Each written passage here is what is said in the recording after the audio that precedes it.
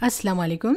सबास best classes में आज हम इंशाल्लाह मुगलाई नाश्ता या ब्रेकफास्ट बनाएंगे। बादशाह के लिए जो खाने बनते थे वो हकीमों की तजवीज़ करदा हुआ करते थे। बादशाह की हेल्थ और मौसम के हिसाब से ये पकवान बनते थे। तो आज हम शाही नाश्ते की कुछ ऑथेंटिक रेसिपीज़ सीखने जा रहे हैं। तो चलिए शुरू करते हैं। तो सबसे पहले हम शीशरंगा सेब चाशनीदार सीखेंगे।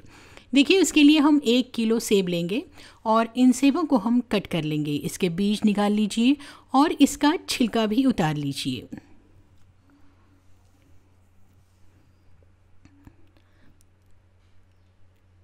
ये जो रेसिपी है बहुत ज़्यादा मुखव्वी है। बहुत सरमा के मौसम में आप इसे ज़रूर बनाइए। बहुत ज़्यादा ताकत देने वाली ये रेसिपी है। अब देखिए, ये सेबों के हमने छिलके उतार लिए हैं। अब हम चूल्हे पर एक बर्तन रखेंगे और उसमें 2 ग्लास पानी उबाल लेंगे और इस पानी में हम छीले हुए सेब डाल देंगे और ढक्कन ढाँक कर इन्हें उबाल लेंगे। देखिए, ये सेब उबल चुके हैं।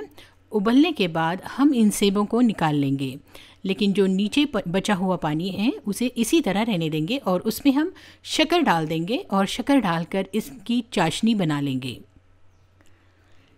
इसकी एक चाशनी बना लीजिए और इसमें 1 टेबलस्पून नींबू का रस डाल दीजिए और नींबू का रस डालकर इसे पका लीजिए।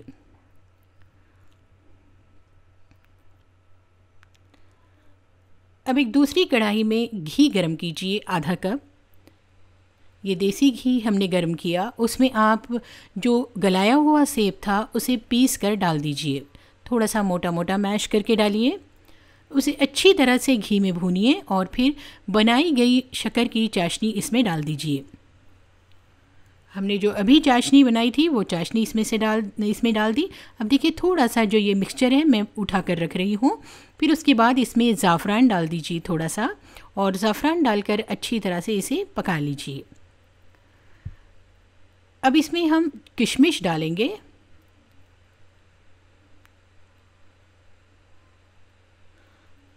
देखिए, यहाँ पर मैं 4 अंडे फोड़ रही हूँ। इन अंडों को फेंट लीजिए और फेंटने के बाद ये अंडे इस हलवे पर डाल दीजिए, यानी सेब के हलवे पर अंडे डाल देंगे और ढक्कन ढाँक कर दम पर इसे पकाएंगे। अब हम 2 इंच की दालचीनी लेंगे और 3 हरी इलायची लेंगे, 2 लौंग लेंगे। इन सब को हम बारीक पीस लेंगे। आप चाहें तो मिक्सर ग्राइंडर में भी पीस सकते हैं। इसे पीसिए। अब देखिए, ये अंडे अच्छी तरह से पक गए हैं। उस पर ये इलायची, दालचीनी और लौंग का जो मसाला था वो डाल दीजिए। अब ये हमारा जो हलवा है वो बिल्कुल तैयार हो गया है। अब हम बनाते हैं दुपियाज़ा शिराज़ी। तो दुपियाज़ा शिराज़ी बनाने के लिए देखिए, हम 1 किलो गोश्त ले रहे हैं। आप कोई भी गोश्त ले सकते हैं। उसके बाद हम इसमें 3 टेबलस्पून धनिया लेंगे। हमने साबित धनिया लिया, इसे आप पीस लीजिए। आप चाहें तो मिक्सर ग्राइंडर में भी पीस सकते हैं। फिर उसके बाद आप इसमें 3 इंच की अदरक डालिए और अदरक डालकर इसे भी बारीक पीस लीजिए धनिया के साथ। अब एक बर्तन को आग पर रखिए, उसमें आधा कप घी डाल दीजिए और घी को गर्म कीजिए। उसके बाद इसमें 2 से 4 मीडियम साइज़ की प्याज को फ्राई कर लीजिए। देखिए, प्याज फ्राई हो चुकी है और उसके बाद हम इसमें ये गोश्त डाल देंगे। गोश्त को तेज़ आंच पर प्याज के साथ भून लीजिए। उसके बाद इसमें 1 टीस्पून नमक या फिर अपने टेस्ट के हिसाब से नमक डाल दीजिए और फिर पिसा हुआ धनिया और अदरक इसमें ऐड कर दीजिए। अदरक और धनिया के साथ भी इस गोश्त को अच्छी तरह से भूनिए।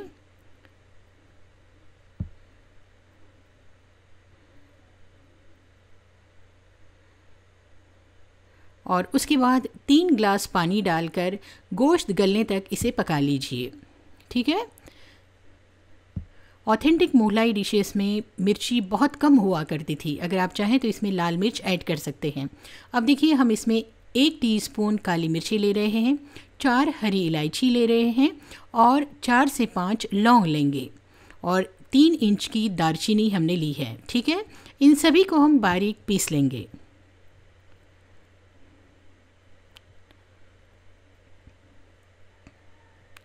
अब देखिए यहाँ पर 5 अंडे हैं और हमने यहाँ पर बादाम लिए हैं आधा कप, और ये ज़ाफ़रान है,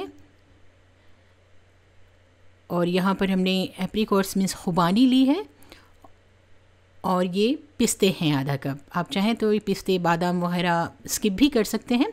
अब देखिए हमने गोश्त में ये बादाम डाल दिए आधे आधे टुकड़े करके, और साथ ही हम इसमें पिस्ते भी डाल रहे हैं कट करके, और उसी के साथ हम खुबानी भी कट करके डाल देंगे। खुबानी के बीज निकाल लीजिए और फिर उसे कट करके गोश्त में डाल दीजिए।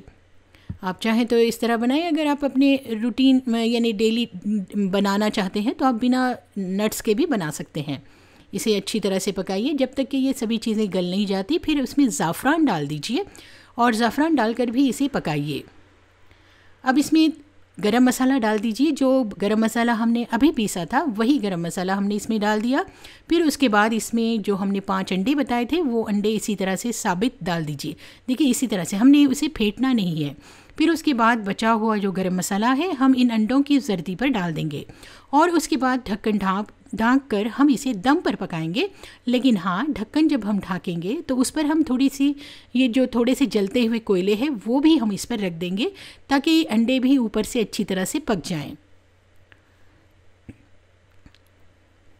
इस तरह से कोयले ढाँपिए, कोयले डाल दीजिए ऊपर और इसे दम पर कुछ देर पका लीजिए। देखिए कितनी अच्छी तरह से ये पक गया है। देखा आपने, बहुत ही ज़बरदस्त खुशबू आ रही है और बहुत ही लजीज सी डिश है ये। अब इसके बाद हम नाने पनीर बनाते हैं। तो सबसे पहले हम पनीर को ग्रेट कर लेंगे, और पनीर को ग्रेट करके हम अपने हाथों से इसे मसल लेंगे। इस तरह से बारीक, बहुत अच्छी तरह से इसे मसल लीजिए।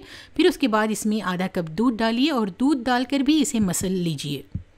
अपने हाथों से इसे बहुत ही सॉफ्ट कर लीजिए। फिर उसके बाद इसमें 2 टेबलस्पून घी डाल दीजिए, और घी, पनीर, दूध सभी चीज़ों को बहुत अच्छी तरह से मल लीजिए। और उसके बाद हम इसमें 2 कप मैदा डाल देंगे। मैदा थोड़ा थोड़ा करके डालिए, एक साथ सारा मैदा ना डालिए। तो हमने इसमें मैदा डालकर, थोड़े थोड़े से मैदा डालकर मिक्स करना है। सारा मैदा डालकर मिक्स कीजिए। फिर उसके अंदर आप आधा कप दूध डाल दीजिए, और दूध डालकर अच्छी तरह से मिक्स कीजिए। और फिर उसके बाद थोड़ा सा पानी डालकर इसे अच्छी तरह से गूंद लीजिए। इसे अच्छी मालिश कीजिए।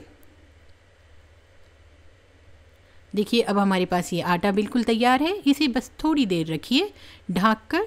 अब हम इसकी रोटी बेलेंगे। ओके, तो हमने गिरदे पर पहले थोड़ा सा मैदा डाला, फिर उसके बाद आप इसकी गोल एक रोटी बेल लीजिए। यानी उस गूंदे हुए मैदे में से थोड़ा सा मैदा निकाल कर इस तरह से आप इसकी रोटियां बेल लीजिए। देखिए हमने ये रोटी बेल ली है। इसी तरह से सारी रोटियां बेल लीजिए और फिर गरम तवे पर इसे डाल दीजिए। गरम तवे पर मैंने थोड़ा सा घी लगाया, फिर उसके बाद रोटी डाली। उस पर हम दही लगा रहे हैं। दही लगाने के बाद आप इस पर पनीर डाल दीजिए। थोड़ा सा ग्रेटेड पनीर डालिए और ग्रेटेड पनीर डालकर इसे फोल्ड कर लीजिए, और फिर घी लगाकर या बटर लगाकर इसे सेंक लीजिए। पहले तो घी ही लगाया जाता था। देखिए इस तरह से घी लगाएंगे और हम इसे अच्छी तरह से सेंक लेंगे।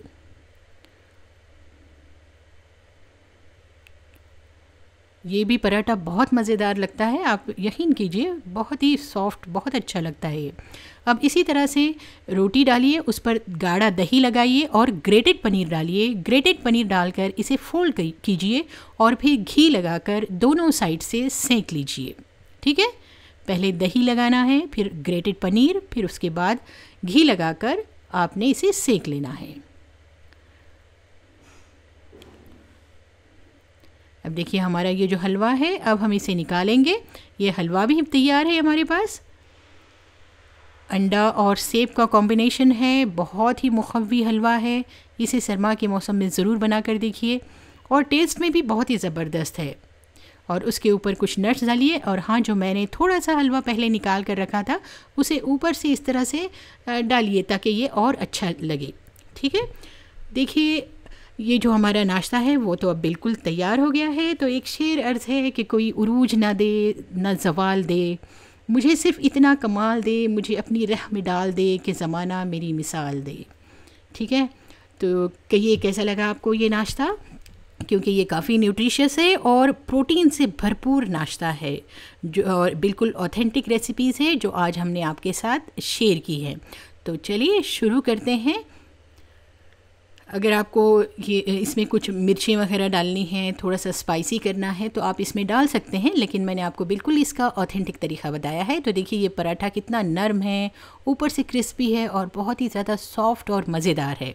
तो ये जो पनीर का पराठा है यानी पनीर की नान है, वो इस गोश्त के साथ बहुत ही ज़बरदस्त लगती है। तो इंग्रेडिएंट्स की लिस्ट हमने दी है, आप उसमें से देख लीजिए। तो रेसिपी आपको किस तरह कैसी लग रही है आप मुझे कमेंट करके ज़रूर बताइए। और हाँ, अगर पसंद आ रही है तो इसे लाइक कीजिए, वीडियो को अपने ग्रुप्स में शेयर कीजिए। और अगर अभी तक आपने मेरे चैनल को सब्सक्राइब नहीं किया हुआ है तो सिर्फ एक बार सब्सक्राइब करके बेल आइकॉन भी ज़रूर प्रेस कीजिए। और हाँ, मुझे इंस्टाग्राम पर भी ज़रूर फॉलो कीजिए, लिंक मैं नीचे दे रही हूँ। देखिए अब हम ये सेब का जो हलवा है तो वो खा रहे हैं।